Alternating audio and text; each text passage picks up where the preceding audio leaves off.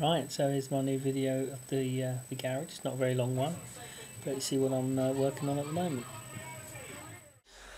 Right, here we are in the garage. What to show you first? These are all the offcuts of a piece of cherry. So a nice big chunk of cherry turned into this blank here, which has got a nice shape to the bark. And I've roughed that down. Got a bit of a bark inclusion there. Loki wants to come in, and you can see the log was splitting in two, so this was going to go into two branches, and just one at the other side. So be interesting to see. My plan at the moment, been thinking about this, is to actually turn this into a spherical shaped vase with a hole at the top there.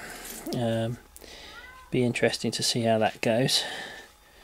This is a bit of the lignum vitae. So there's the lignum vitae log, and cut a piece off, and I've actually planed a surface there just to see what it looks like.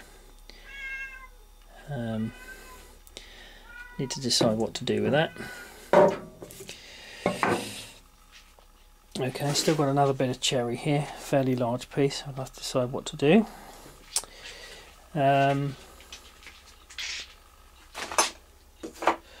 Right, so the other thing I'm working on at the moment is this. Put this over here so you can see it.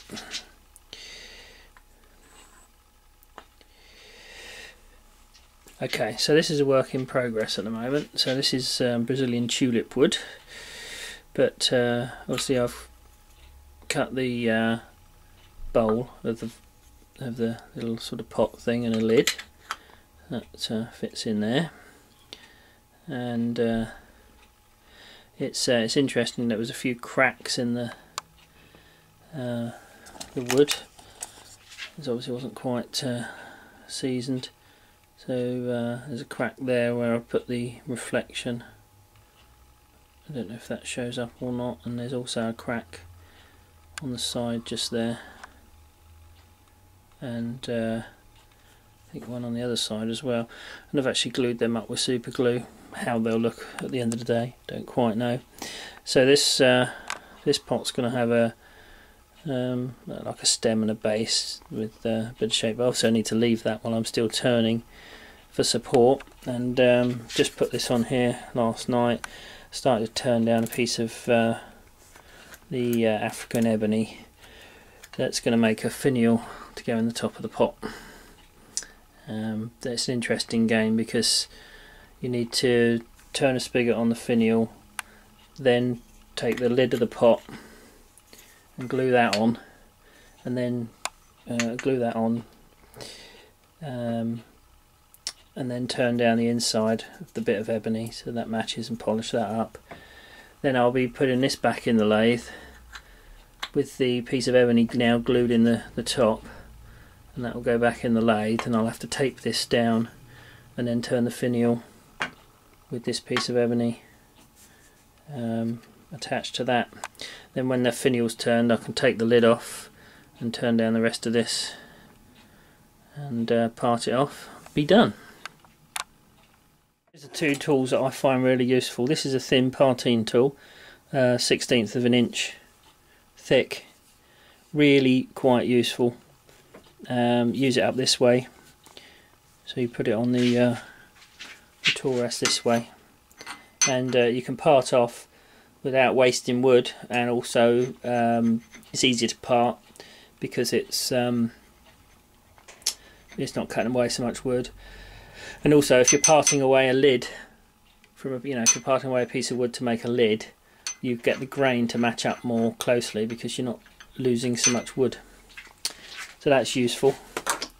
And I know you've got a rubbish one of these, but I find these this fairly solid, really quite useful to set sizes, and then actually take that to the lathe and use that to mark a diameter, or indeed to test a diameter when you're turning. I shall be using that by taking the internal measurement for that, and locking that off, and then using that to turn down. I should probably add a tiny little half a mil or something to start with, and use that to turn down the spigot to go in there. Yeah, I whilst being quite abusive of this tool and you know, using these points to you know, to actually mark the wood, I found it stood up remarkably well, and also there's no reason that you can't sort of resharpen these ends, as long as you only sharpen.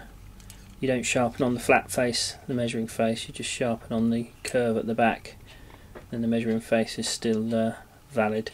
So again, if you need to sharpen those points back, you sharpen where my nail is, not on the measuring surface.